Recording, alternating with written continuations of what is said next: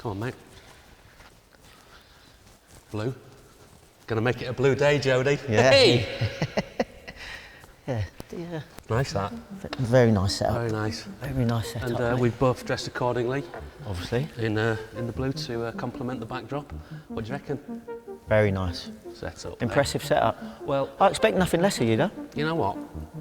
People say to me, "Oh, I like your podcast." Not a podcast. Not a podcast. All right. We're just trying to raise the bar a little bit. Well, high ceilings for that. High ceilings, mate. Yeah. Welcome to the boot room. This is the business of the day, Yeah, all right? buzzing to be here. I think I've surpassed myself in terms of sourcing, vintage, collectors, been all over the country, because you have worn some absolute belters, Jody Morris. I think the young ones would call you a baller, Jody. Well, you know. In this day and age, yeah. in this day and age. Right, let's crack on, shall we? Would you like to open the first box? Yep, here we go. Quasers. Gary Lineker's belters. Yeah. These were the first pair of boots that I actually bought myself in the shop. I say myself, I was in there with my parents. Where did you buy them? Can you just give, I like the details. Yeah, Welder Sport in North End Road. Okay. It was a great shop back in the day for not just boots, but like trainers, which I know you'd have liked as well. But they actually weren't my first pair of boots. The first couple of years that I played, I had sort of like hand-me-downs that were like, I think, given to me dad in the pub or whatever. Do you know what they would have been? Nah, No. I don't. I think one pair might have been Patrick, but Hey. I didn't like them though. Right, okay. Like I didn't like him, so I don't like. But these were the first pair that I worshipped. Yeah. I started doing the business in these, to be honest with you. I remember I used to play for Hammersmith and Fulham with these, but obviously the first football team that I played for was Fulham Hunters. But Fulham Hunters? Fulham Hunters were the first team that I played for. And that's why they're black, red and, yeah, red and, black and red. Black and red, yeah. Yeah, team from where I grew up, there was a place called the Lily Road Rec that on a Sunday morning used to host like football. So if you was from anywhere in West London or South London, it was the place you'd go to and play, and it was the first team that I ever played for, Fulham Hunters. Right. Would you have an idea of what they cost at the time? No chance. I ain't got a clue. I have no idea. I knew that I had to take care of them though. Yeah. And did you take care of them? Yeah. As I said, like as soon as I got home, it used to be bang them off, like outside the door, take them in, scrub them up, and then get your dubbing out. And they were always ready for the next game. I got a little bit lazy with that as I got older, but I certainly looked after them because that had to last me. Tools of your trade, mate. Yeah, that's it. Yeah. So Fulham Hunters was your kind of grounding, and then you went on to play for some other local teams. Yeah. So Fulham Hunters was my first team, but then as I said, I played for like a year or two there, and then I went to my best mate growing up in primary school. His dad used to run a team called LTB, and we all used to wear Chelsea kits. Right. That was more of the team that I feel that was my sort of real.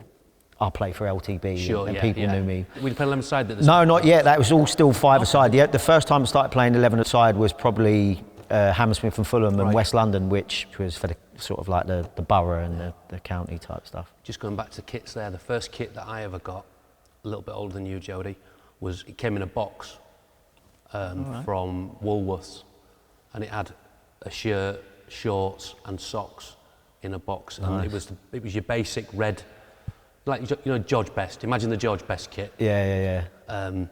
Without the ability, but the real, you know, those socks that hurt your fingers when you pull them on. Yeah. Well, my first anything that I had to do with any club, it was Fulham. My dad didn't really know anything about football, or my mum. But because I played for a team called Fulham Hunters, they got me a Fulham tracksuit for my birthday, so I could then walk to Lily Road Rec in that. But again, probably tell you a little bit about my dad. He didn't know that I didn't support. I actually supported Chelsea. Do you know what I mean? So, but that was the first anything I had to do with any pro football team was a trackie for Fulham. The areas that you were walking through, were they like Fulham or Chelsea areas? Yeah, it was either or really. Right. In fairness, Fulham were in the 3rd division at the time, Right. so there weren't many Fulham fans about. If anything, it was Chelsea and Liverpool fans. Yeah. Because you know what glory hunters are like. It was the 80s. Liverpool were winning everything, so you'd find that there'd be more Liverpool fans than there was in the actual area that you're growing up. Guilty as charged. Well, we used in my primary school, we used to play Chelsea versus Liverpool at playtime, because that was really the only two teams that people supported. Okay. Pop those away, mate. Chelsea, Yep. proper colours. Oh yeah. Yeah, boots. I made my debut in. I think I was 8 or 9 playing for Hammersmith and Fulham, and West London used to get scouted by the clubs, and I first got asked to go and train with Wimbledon, which I did actually do that the first week. I then went to Chelsea the second week, trained in what was like a shed that was by the side of Stamford Bridge. We called it a shed, but it was like where they used to host the horses. Right. It was the smallest little area, and I went there the second week. I enjoyed that a lot more, and never left. So I started at Chelsea at that age, and then ended up staying, and was lucky enough to be at a club that was forward thinking as far as appointing Glenn Hoddle as manager. He changed the whole place. I know a lot of credit gets dished out to new owners in Roman taking over from Ken Bates, but Glenn Hoddle was the pivotal man behind changing the culture of Chelsea. Yeah. Changed to a 3-5-2. Right. Played that from every age group. So I think when Glenn came in, I was under 12 or something, or under 13. Everyone had to play the same way, passing out from the back. Yeah. And luckily for me, I went to Lillishall and came back, and he was still the manager. How long were you at Lillishall for? 2 years. 2 years. So the last 2 years. Yeah, brilliant. So obviously you've had Cara on here. Yeah. Cara was my senior. Got on great with Cara, even though seniors and juniors didn't really supposed to mix. You know, like it was like you got 16 seniors, 16 juniors. We had Neil Clement in my year, Mark Gower, Michael Branch. Year below was like Michael Owen, Wes Brown, Michael Ball. But yeah, it's probably some of the best 2 years of my life. 32 lads, boarding away from home, got me out of where I was growing up at the time, which was probably pretty sensible. And like I said, after I left Lillishall, I think from starting, within 6 months, I'd made my debut. Wow. Under Glenn. Was Glenn Hoddle joining in training at this stage? Yeah, and was by far the best player we had, I thought. I still used to think, how on earth is he not playing himself? I think he was 39 at the time, 38, 39. But yeah, what he used to do in training was absolutely outstanding. He's big, isn't he? He's tall. Big in anything, and like, he actually used his hands and his arms really well as well. So you'd obviously trying to impress him, you'd try and get close to him, and he'd usually just flick it around corners, one touch and stuff like that. But he actually knew when to use his hands to keep you away from him, whether it be moving the ball away from you or whether, like, do you know what I mean? He's one of the best I've ever seen in the flesh. I always used to attach these to David Rocastle and Ian Wright. They were the two that, like Rocky and Wrighty, were just doing amazing things at Arsenal at the time. And I loved both of them players. Lucky enough to play with Rocky at Chelsea. Yeah, when I made my debut, I had these on. So, yeah, really, really good. Tell us about your debut. Middlesbrough, 6 weeks after me 17th birthday. Still actually is the youngest in Chelsea's history in the Premier League. What age were you? 17? Yeah. 41 days, I think, 42 days after my 17th birthday. But yeah, I just remember, weirdly enough, the week before that, I'd got into the first team squad. I didn't know I was in it. I was training at Stamford Bridge, and there was an FA Cup game away to QPR the week before. And Terry Byrne, who was the kit man at the time, he said to me, make sure you help me bag up the kit after. And I thought I was just going to be cleaning the dressing rooms and then going home. And then all the first team were leaving, And then he pulled me and went, by the way, you're in the squad tonight for the game. And I was like, what? Back then, Chelsea never had like the mega store and a shop that was on site where they could print the numbers. Right. So me and Terry Byrne walked to Apollo Sports at the top of North End Road. So where I said Welder Sport earlier, that was closer to my estate. That was them, that and Apollo Sports were the two sports shops. We had to walk to Apollo Sports and they had to print my name and number on the back of you remember the orange and grey kit? Yeah, yeah. So the orange and grey kit. Cause, was it? Cause, yeah, Cause. The number at the back was in orange. And where Apollo had to print it because they couldn't get it from Wait for Umbro to do it properly and all that, we had to get my name and number printed in white, go next door to WHSmiths, and then before I went to the hotel to join up with the team who were sleeping, I had to colour my name and number in orange felt tip from WHSmith. No. Yeah, so I was on the bench that night. I didn't get on, and then I was in the squad again for the next game at Borough, and yeah, managed to get on the pitch. I think we beat Borough 5-0 or 5-1, I think. Wow. Gavin Peacock hat-trick. Oh, yeah. Yeah, come on for John Spencer. Top player and great character. Yeah. But yeah, Glenn Hoddle, he had belief in me. Yeah. Because I was, as I said, I weren't the biggest, but I was also very skinny at that point. Right. He just went, go on and play your game, son, enjoy yourself. Obviously, you're very technical, but yeah, you would have loved that. Yeah, well, that's what I mean. I don't think many other managers would have played me at that time, but he could see that I could deal with the way that he wanted to play, and I could deal with being in and around the first team players, and he believed in me. So you were one of the 5 in the 3-5-2, yeah? Yeah. Who else was in that midfield? Eddie Newton was playing, Ruud Gullit. So yeah, it was decent to come on. Just sitting for me, Ruud. I'm just going to bomb on. Just sit. Yeah, I mean, well, Ruud was an outstanding footballer. I mean, I was lucky enough we had Mark Hughes in the team at that time as well. So obviously, there's a downside of when you're bringing in all these foreigners when you're trying to come through and play. Yeah. But you're lucky enough to play with people like them and Zola that were unbelievable influences. Were you in the moment? Did you enjoy it? Can you remember it? Yeah, I weren't nervous actually. I mean, I remember getting the ball straight away, like it was given to me, and I got brought down. I think it was by is it Simon Cox who was the right back from Middlesbrough? Simon Cox, wasn't it? Yeah, he kicked me as soon as I got it. So I remember thinking, Neil Cox, not Simon Cox, Neil Cox. Well done. I know Cox's mate. Yeah, he brought me down as soon as my first touch. I took it away from him, and then he just brought me down. And I remember just thinking, who's he kicking? I mean, yeah. But yeah, I was just buzzing to be on, really. So that shirt, please tell me you still got the shirt that you coloured in felt tip. Nah. I'm gutted with some of it. I was a bit of a nightmare with stuff like that. I used to give away so much when I was coming up, and also there's an element of, I think, when you're in it, you think you're going to be in it forever, and it's like, oh, that's all right, and I'm giving them away and all stuff like that. But yeah, that's certainly something I should have kept.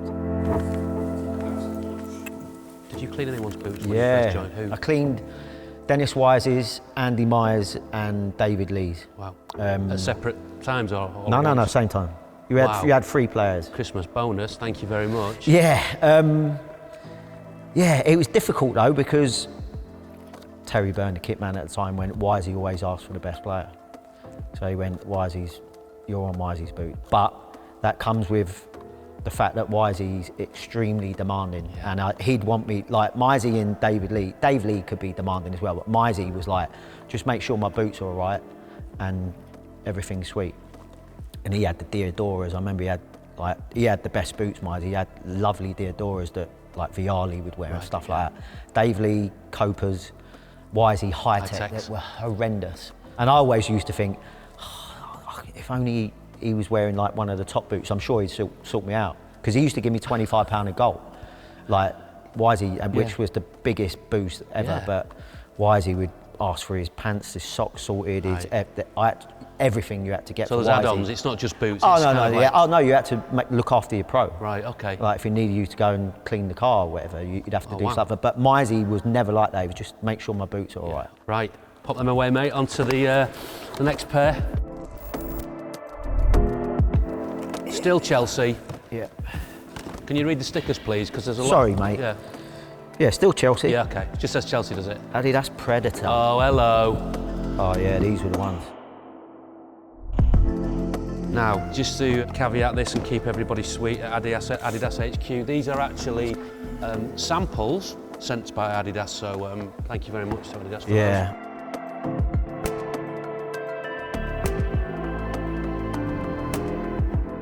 These were special because a year after I made my debut through the PFA, they got me a sponsorship with Adidas.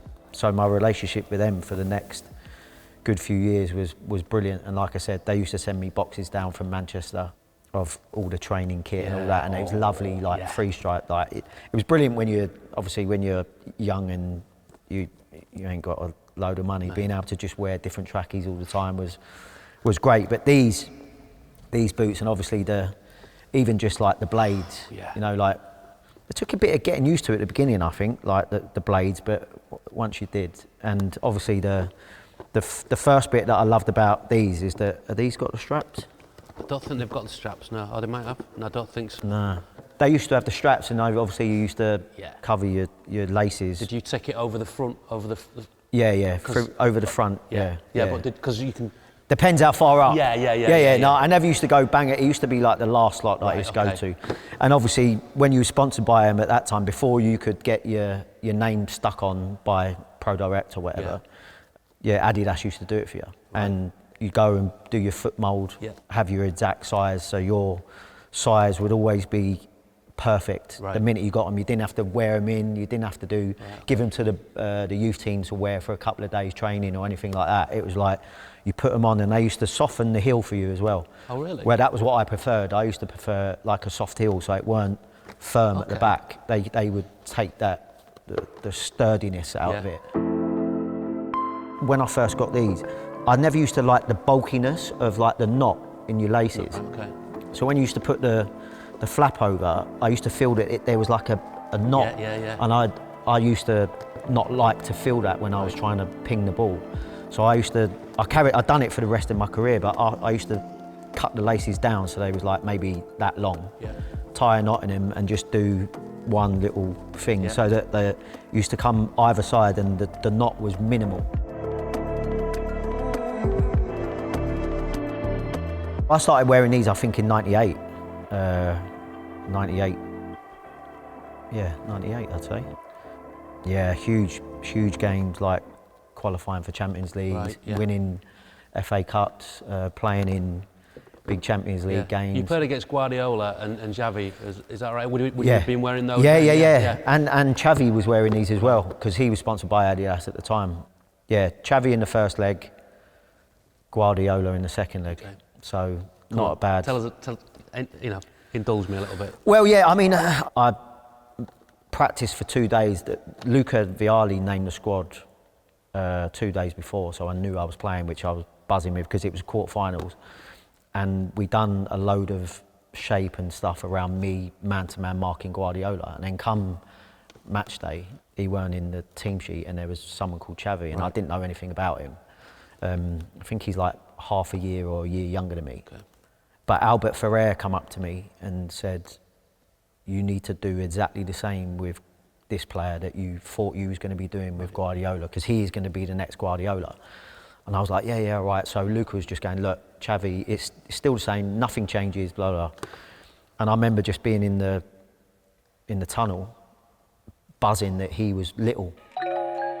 We won 3-1, you could see he was a player, but this is in a team where you got Rivaldo, Figo, Kluivert. Yeah. So and Figo stood out for me in that game. But yeah, Xavi, you could see he was an absolute player, and then Guardiola in the second leg. Yeah. And that was an experience. Like in the new camp, they played a lot better in the second leg. So he ended up sort of running the game. I didn't do too bad myself, but I couldn't stop him playing, which was obviously my objective, or one of my objectives. But I didn't do too bad for myself. Those studs, I mean, I've got an image of those, when I see those, I think of Steven Gerrard like piling in to tackles, smashing people. Yeah. Great if you're wearing them, but if you're on the wrong side of them as well, I mean, who was the most physical that you came up against? Because you watched that era of the Premier League, which was a fantastic era, and tackles were flying in, the game was, non-stop, relentless, very physical. Yeah, and you're right, I did experience that from Stevie. playing against Liverpool, but also I remember in the England under-21s when he first got into the squad. I was in it then as well. But for me, the physical side of an opponent that just purely sticks out for me all the time is Patrick Vieira. Yeah. He was the worst. I felt like I was an under-11 every time I played against him. I never played well against him. Was that due to his physicality? Everything. Everything. Yeah. That was what made him a great player for me. Like, I think he was world class, but he was one of them where he was nasty as well. A bit like Stevie was nasty, and he would leave his elbow or his arm in your face whenever he could. But then, if you didn't want to sort of get near him, he could pick a pass, and he could travel with the ball really well. I thought he had everything, and I remember a couple of times he flicked the ball over my head, and you know when you're going, you think you're close to the ball, and then you just see these go-go gadgets come out, and like he was so hard to play against. I felt that he could hurt you, but he would also look to stop you playing, and that's what made him my toughest opponent to ever play against. Hey, let's not talk about him anymore. Yeah. Put him away, come on. Put him away, mate, it's about you. We're still at Chelsea, but these, go on, enjoy. Chelsea Adidas Profis.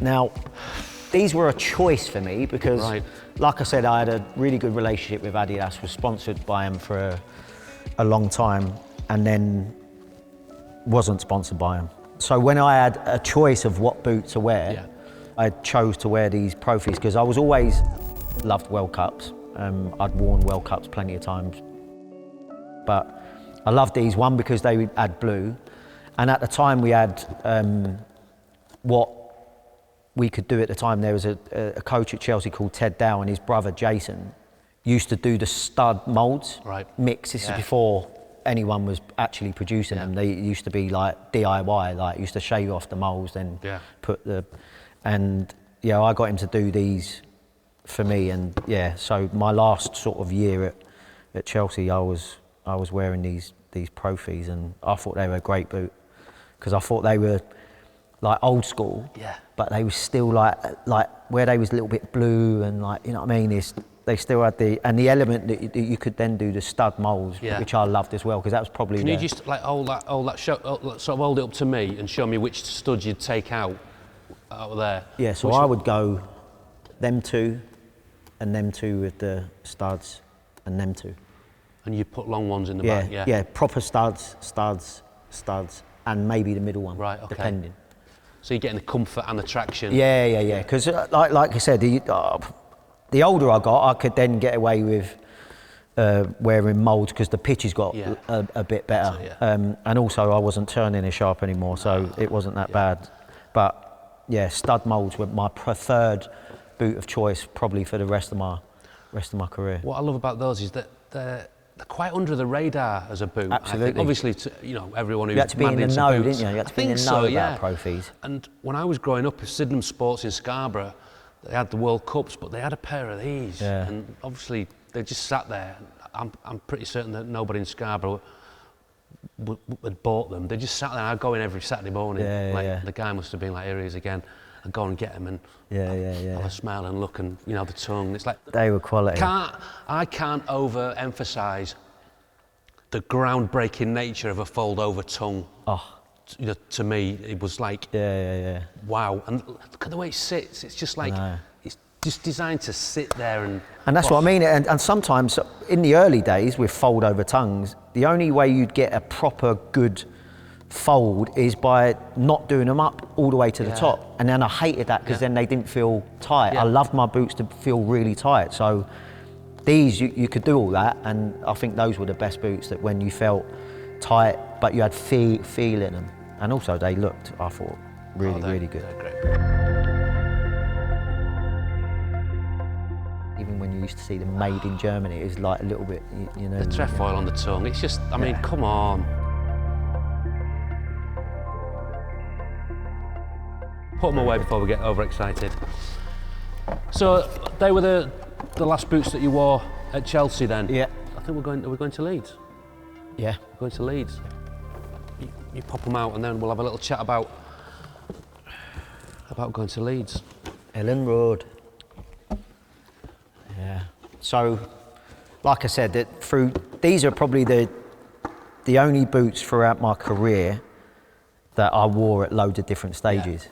If you speak to a load of players, I think these were like the go-to boot. If there weren't maybe out any that you were wanting to wear or that you had to wear, so many players went back to these for the feel. Yeah. Like I always used to think that the leather was a little bit different on these and so comfy, and I used to love the white bottoms because it was like Leeds in white, and I thought I need to get away from anything blue as quickly as possible when you're signing for Leeds, because not too fond of the Chelsea links up at Leeds. Yeah, I don't think I've ever spoken to you about this in terms of how that move came about. Tell us how it did come about. I didn't know I was going there. I was actually, initially I thought I was going to Blackburn because I shook hands with Graham Souness. And then I was kind of left in limbo. I thought I was going to Portsmouth with Harry. That fell through. And so I was kind of left in limbo, and it looked like I was going to sign for Cardiff. This is when they was in the Championship. I was halfway through a medical. I'd done the first part and was going out for dinner with Sam Haman in the evening, staying at the hotel, doing the next part in the morning and doing a press conference. Right.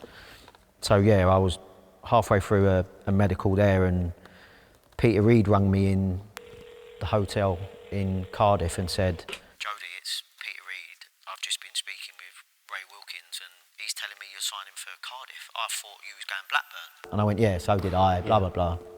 But I'm just excited knowing that obviously I was close to people at Leeds at the time, like Doobs and that, and he was like, "We'll take you up here, but just so you know, the agent that has kind of made us known that you're signing for Cardiff, I know the agent, he's gonna have to do it here, so you're gonna have to get the same deal that you was getting at Cardiff. Okay. If you're all right with that." And I was like, "Look, I just want to stay in the Premier League." Buzzing, jumped in the motor, rung Sam Haman before he come to the hotel to go for dinner. I told him exactly what happened, and he was sweet. Was he? He was quality.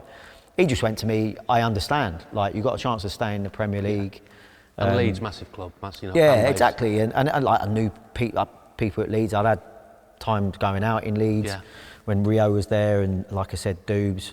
So I got to know some of the players already that were still there. Gary Kelly, David Batty. So I was like, yeah, buzzing.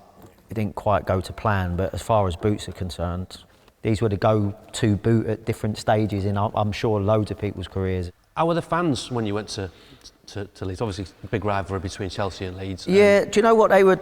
I have to say they were brilliant with me at the beginning, but then when things didn't start going sort of too well on the pitch and also off the pitch for me, that's when you start hearing the Chelsea songs come out, or like you hear things. But I have to say, I loved the people of Leeds. I loved the fans. They were so nice, such a great city, and it's just a shame that it never kind of was going well, because you'd feel that because of how passionate they are about their football club. Sure, and a lot of things were going on at the football club at the time upstairs, and the way it was being run and what they was trying to do to the club itself. And so it was a difficult place, but in general I really loved the people and the fans and the club. I didn't love the club at the time when I was there, just because of how they treated me and how they were, but I'm buzzing to see them back in the Premier League. I think Leeds being in the Premier League is such an improvement on the Premier League itself, because of the atmosphere you get and how passionate they are about their football team. I've got to say, that's lovely blue, that. Lions Den. Now, I understand why you've gone for this blue. Go on. I feel like there's a I understand it because this is the blue that Millwall wear more now. Right. But when I signed for Millwall, they was wearing that blue. You're absolutely right. They were. Yeah. Just in case you didn't know, like. Thanks for that. Umbros. Weirdly enough, Dennis Wise was the manager. Right. Okay. Chelsea to Leeds, big, but Leeds to Millwall is, again, that's like. Yeah, and also that whole triangle of Millwall, Chelsea and all. So, I didn't quite get the. I like to test out how much stick I can deal with and endure. I think these are a better boot than they actually got credit for. But yeah. even going back to like boot boys, I remember Marv, who was my boot boy at Millwall, he was lucky because he was the same size as me, so we used to get on the Umbros like quite a bit. So they come in different colourways, don't they? Do they come in? They come in white and red as well? I didn't wear them. No. No. I just wore these. I didn't know the white and reds. At this point, I hadn't delved into the colour boot yet. No, okay. Like, do you know what I mean? I was very much like, this is. I know it's not quite black and same as the Profis, but it's still like not staring in your face white. My time at Millwall with these was, at the time I arrived, they qualified for Europe, so we was in the UEFA Cup. Yeah, interesting times at Millwall. Yeah, how was that? You know, because again, you know, Ellen Road, incredible atmosphere. You know, the Den.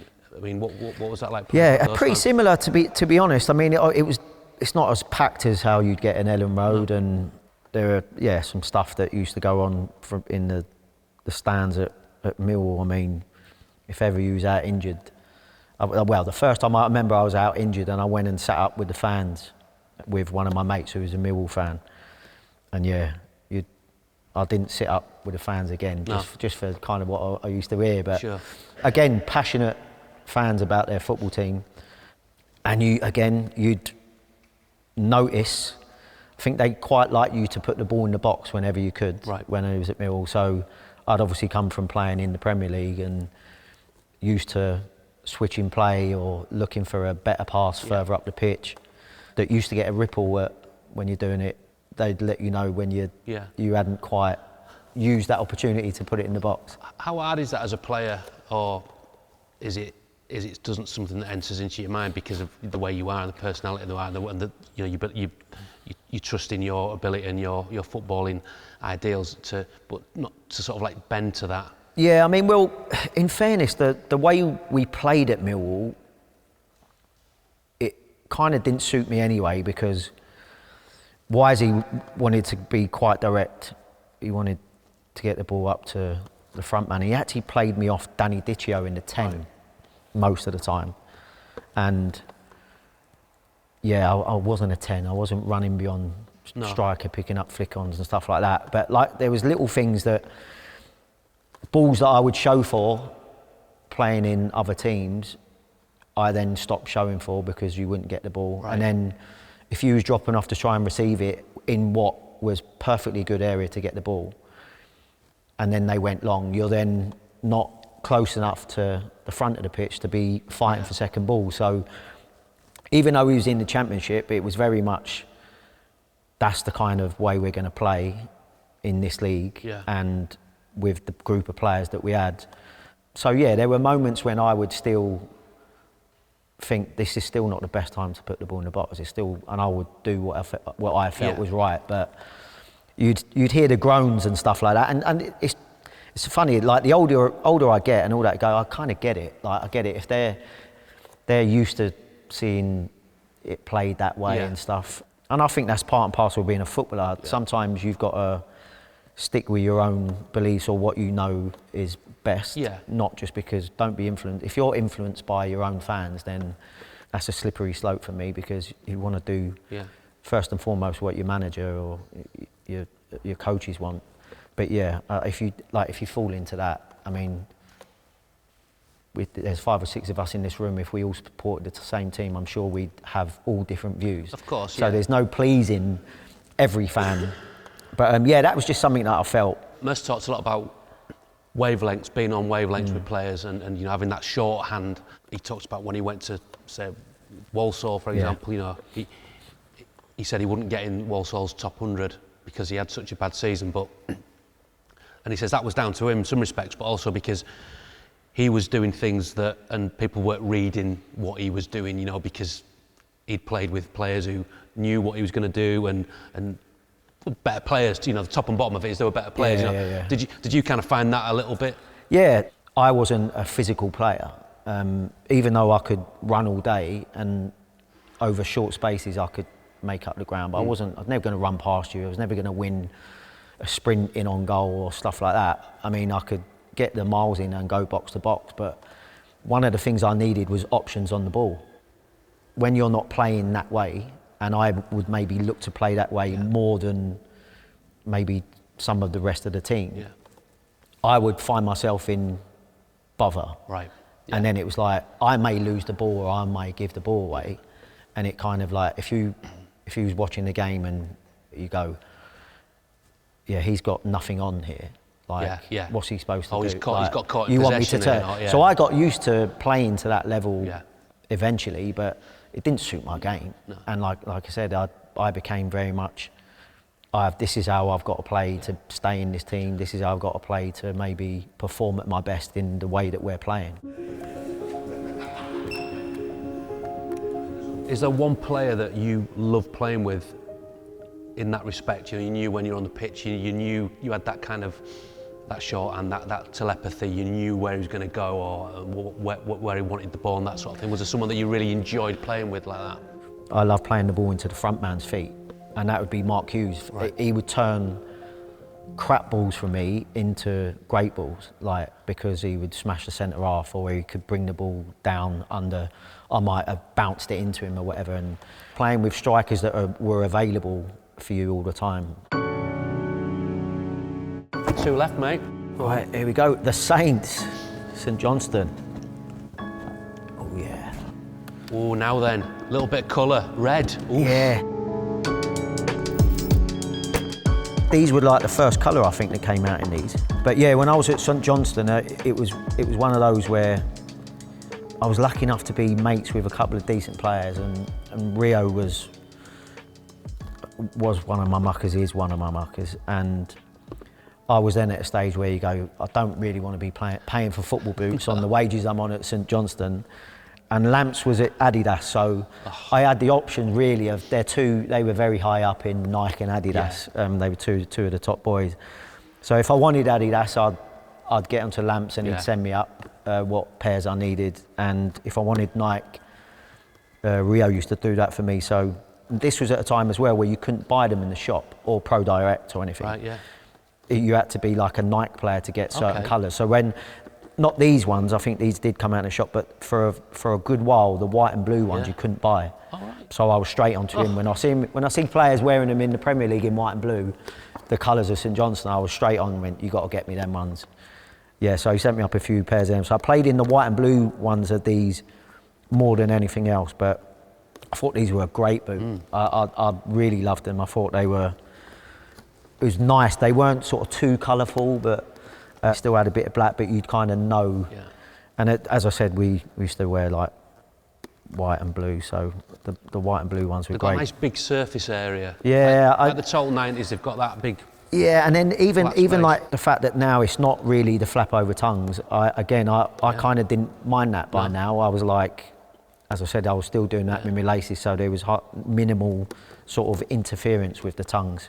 But no, I loved these boots, and I had a good time up there in St Johnstone. Tell us about that. Well, I was Derek McInnes. I was with at Millwall. I was injured at the time out with my ACL, and me and him just hit it off, and we got on really well. Yeah. And he then left to go back up there to become St Johnstone. No, he played for St Johnstone first, and then became the manager. But he just asked me. I hadn't had a club for probably close to 18 months. Because I'd done my ACL and then I left Millwall and then couldn't get a club. I was actually going to sign with Danny Diccio in the MLS, but then that fell through at the last minute in Toronto. So I then went up to Scotland with Dale, and he said, look, just come and do me a job to the end of the season. And I hadn't played for so long, and going up to Scotland, and it was a new league, and the press were like not really concentrating on anything that had gone on with me previously, and was like just pure football. The lads were fantastic, like a great bunch of boys, all down to earth. We all used to have like a car school that I used to stay in Glasgow, and we used to drive up to Perth initially until we got a training ground in Stirling University. But it was good times, like with great bunch of lads who I'm still in contact with now.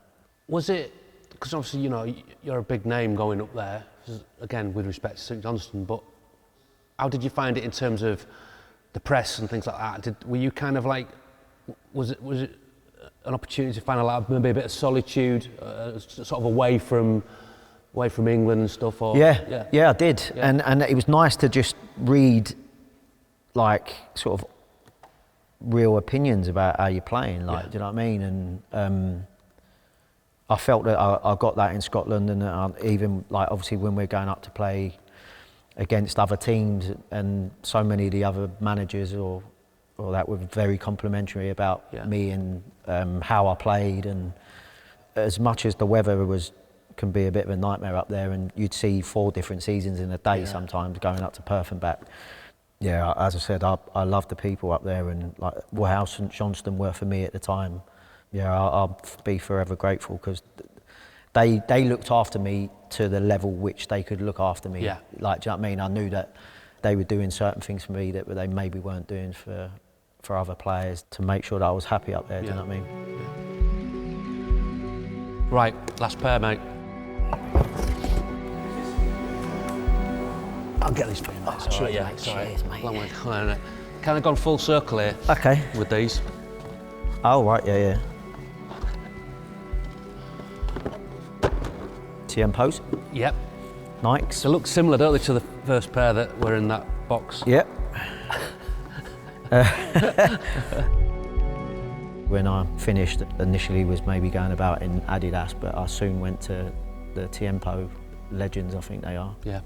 Carried on training with the youth team at the time, so keeping fit was important to me, and managed to go to Derby with Frank, back to Chelsea, Tiempos, and I'm a bit more now. I kind of know that I'm moving a lot slower than I ever was, even when I'm joining in training. And there was just something about when I think you wear maybe not a black boot, when you're taking part in training, is it's a bit of a target on your back. Yeah, a little bit. No. I just think you look a little bit not as stodgy and as slow in a lighter boot. Okay, all right, got you. But then when you're coaching, yeah, no problem wearing a black boot. But I've worn so many multiple colours of this in the past, God knows how many years. Yeah. Greys, blues, white and reds, white and blues, blacks, and obviously being in at Swindon and going on the grass with the boys, I would have Tiempos on. Tell us about your time there, and you know, your job, and I'd like to kind of just talk a little bit about your, you know, kind of management philosophies, and you know, how you found it. What were the parts of it that you were surprised by, the parts of it that you loved, the parts of it you didn't really love, and what you've learned from it? Well, Swindon, I mean, for me, even before we go to Swindon, like when my transition from being a player to a coach was, I was lucky to be at Chelsea, surrounded by people like Neil Bath, who run the academy, who would not only push you to improve the players, but would push you as an individual and a coach. When you first retire, you don't necessarily think about planning sessions and organising staff and players and stuff, and little things that he would do when I first went into Chelsea, where he'd make me start presenting to people, like going, you've got to know what it's like to present to a group of people and stay in a structured format. And how was that?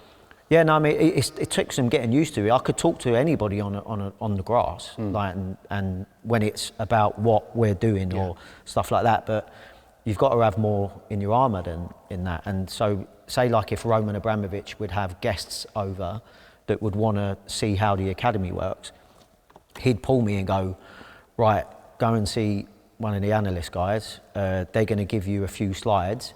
You've got to talk me through the slides about what we do here. Right. And I'll tell you if you need to add or like do less, and then would then do it to Roman's guests in the lecture theatre in the academy. Whilst Roman's there as well, yeah. No, Roman went there. Roman would have guests, like, so he would send them over. Roman wouldn't be there. He but they were football people, were they? Yeah. Sometimes they were from other clubs. That Roman had friends of owners and going, right, they need to do that. Or if they just wanted to get a bit of a rounded view of how Chelsea works, obviously the academy was a huge part of that. So people like Neil Bath was unbelievable to me, whilst you're then trying to develop how you want to be yourself, like, do you know what I mean? So there were certain things that maybe the academy were kind of massive on at the time when I first retired, but I was also big on delivering how I felt people should be coached and what they should be looking at as well. So I was influential in maybe making Neil Bath Yeah. think and address some of the stuff that we was doing. You had a hell of a team, didn't you? Yeah, Nathan Aki, Ruben Loftus-Cheek, Andreas Christensen, Lewis Baker. But then you go back to the under-16 team at the weekend that I was then helping coach with, and you had Tammy Abraham, Dom Solanke, your Mason Mounts. Yeah. And then when I was actually manager, like the players that you'd have, Mason, Reese, Trevor Chaloba, Mark Gurhey, Conor Gallagher, Billy Gilmore, Callum Hudson-Odoi, Ola Aina. Yeah. So some really good players. When you're coaching or you're a mentor for some of these players, you've got to have different hats that you put on. So like when you're a player, you've got your hat and you try and follow what the manager wants, but you know what you are. And obviously players are going through so many different things, especially when they're young. You've got to know what's going on at home. You've got to know what they're doing with their diet. You've got to know what they're doing. Have they got a girlfriend or a partner? You're like, what are we doing here? Like, and in knowing whatever's going on in and around that, how you then want to deliver something, whether they need a kick up the backside or whether they need a chat or an arm or time away or like a real rollicking. Do you know what I mean? So that part in the academy was brilliant for my development as a coach, because it made you think about more than just, I don't know, coaching courses that you're going on. I've done my A and my pro license in the academy, and was lucky enough to be around some other really good coaches, but also went on a mentoring program that Chelsea sent me on. You know, like just any way that you could kind of enhance what you was getting. I used to watch Conte and Jose as much as I could as first team managers, and used to have a relationship with particularly Antonio, because I'd have to tell him how certain players were getting on when they played with me, or when we'd take some first team players for training. So it was a great breeding ground, I think, for coaches, and there's no, for me, surprise on why so many good coaches have come out of the Chelsea Academy and have gone on to have successful careers. Did you watch their sessions then? Would you watch? All the time. Yeah. I purposely used to try and tweak my session so that I would be able to catch a decent chunk of it at the end. So when you're managing at Swindon, you were still on the field and you were still coaching, you were that kind of manager? Yeah, I mean, but because there was carnage going on at the football club at the time. I should have asked maybe a few more questions before I went in there, to be honest. But there was quite a lot going on off the pitch that I was trying to deal with. So I was lucky enough that I took Ed Brand, who was at Chelsea, still at Chelsea now, he's in charge of the loan group. Great coach, brilliant for me, he was my assistant at Chelsea under-18s. And we have a really good relationship about how we think football should be played, how we should coach and how people should train. Yeah. We're very similar like that, albeit being different personalities. So I was lucky enough to bring him in. Chelsea let me have him for a period of time so he could then still go back to Chelsea if things didn't work out. And so I didn't have to be on the grass, as in taking the session all the time. I'd always be out there. But yeah, I still wanted to coach and improve players and stuff. And we had an extremely young group. We were taking players that were been out of contract for sort of 6-10 months. Yeah.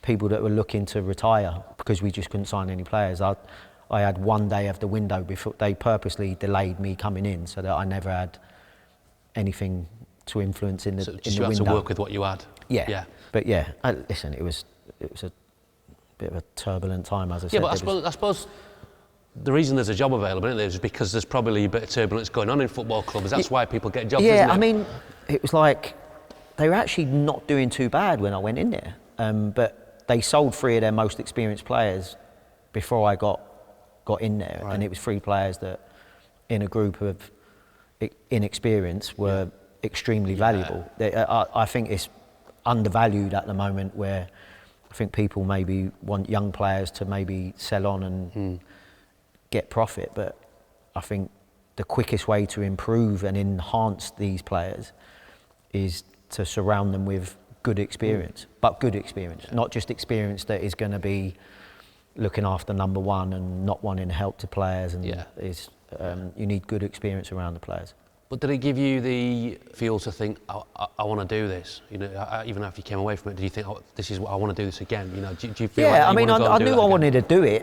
It's just, it was just those circumstances. That mean I don't ever want to do it again. I mean, would I prefer to work at a higher level? Yeah, but wouldn't we all? Like, do you know what I mean? It hasn't put me off being a manager ever, but as I said, I also really enjoyed being an assistant, knowing that you can maybe have a slightly different relationship with players. I really enjoyed both sides of it. If anything, I'll say managing is a lot easier from a perspective of you tell your assistant, or you say this is what we're doing, you pick the team, stuff like that. But then the stuff where you have to try and manage up, when there's nobody to manage up with because they're all going missing, or they all think they're at different parts of the club running it, and they're telling you to go to him and you to go. That's hard to manage up when people are not running the club. So that side of it was difficult. But yeah, as far as being a manager, it's for me, it's the pinnacle of what you can be. But it's also, sometimes the assistants have to do a little bit more because they have to juggle and react to whatever you want, and sometimes doing things that maybe you wouldn't necessarily do, but you've got to get on board and make sure that you're 100% behind what's going on. And that sometimes can be a challenge in itself, where you're going, you've got to portray that this is 100% and you're bang on it. So that's why I think assistants deserve a lot of credit. Yeah. Well, I'd love to see you back out there again, mate, because I always learn something from you when we're chatting about football, and I think I love your outlook on the game. I think we're always learning, Fenners. You know what I mean? Like I said, even though we just spoke about there, Swindon, I had not a great experience, but if I don't learn from it, and then I'm assistant to Frank Lampard, I was learning off Frank still, even though we've been mates for God knows how many years, and we spoke football 1,000 times. Still learning, and that's the beauty of football, I think. I'm going to let you select one pair from this collection to take with you. Accelerators. Yeah. When I say you can take them with you, you can't, because they need to be returned to Adidas, but just for the purposes of this. If you could take one pair with you. Do you know what? I'd pick accelerators just because whenever I've had interactions with fans or people that think about my time as a player, I have to say one of the things that is an absolute recurring theme, and maybe something that they remember me by as well, is wearing accelerators. Everyone this week asks, listen, who you doing for boot room? Jody Morris, accelerators. Yeah. Everyone's like, accelerators. And I'm like, not Profis, accelerators. Yeah. And I get it. Like I said, some of the most pivotal moments in my career come with accelerators on. What's up, man, Fenners? Brilliant. Enjoyed it. Come on. All right, mate. Let's get a brew. Let's get a brew.